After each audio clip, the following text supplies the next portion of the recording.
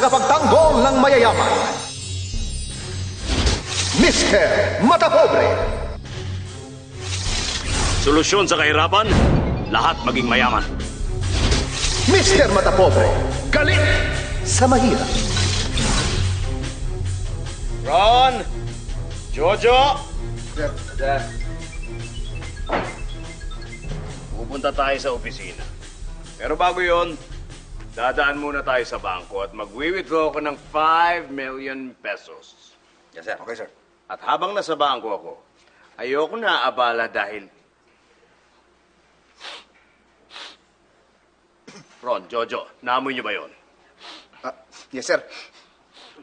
Ano masasabi niyo?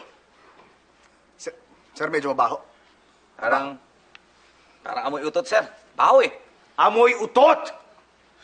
Ang ibig sabihin, may nagpasingaw habang tayo nag-uusap dito. Hindi ba napakababoy na ugali? Yung pagsingaw habang may nag-uusap dito, ang ibig sabihin niyan may baboy dito sa pamamahay ko. At tingin ko, alam ko na kung sino. Ipasok nyo ang houseboy kong si Berto. Yes, sir. Sir. Ito. Napatawag ka ni sir.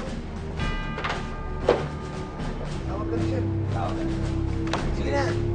Lakad pa yan. Sige na. Sir. Minsan Matapobre, pinapatawag niyo raw po ako. Oo.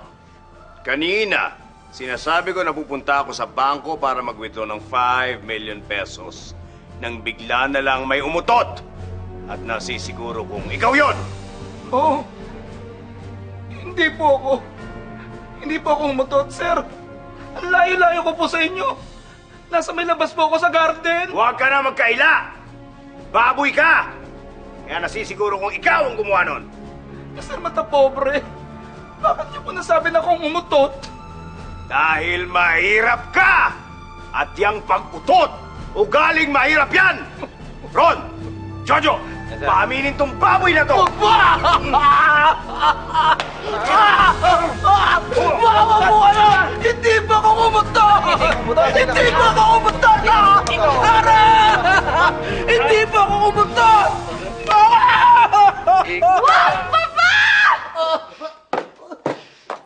Jennifer, anak, huwag kang makialam. Kanina ba nag-uusap kami dito, nagpasingaw itong baboy na to. Siya ang umutot. Kaya Ron, Jojo, tulungan ang leksyon yan! Wag! Papa! Papa, hindi po si Betong umutot! Ako po umutot! Salamat po! Salamat! Salamat! Jennifer, anak, hindi ako maaaring magkamali!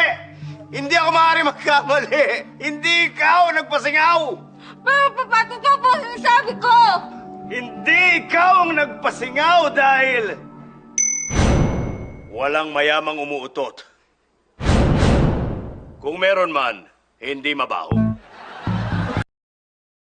Natalo ako sa singing contest.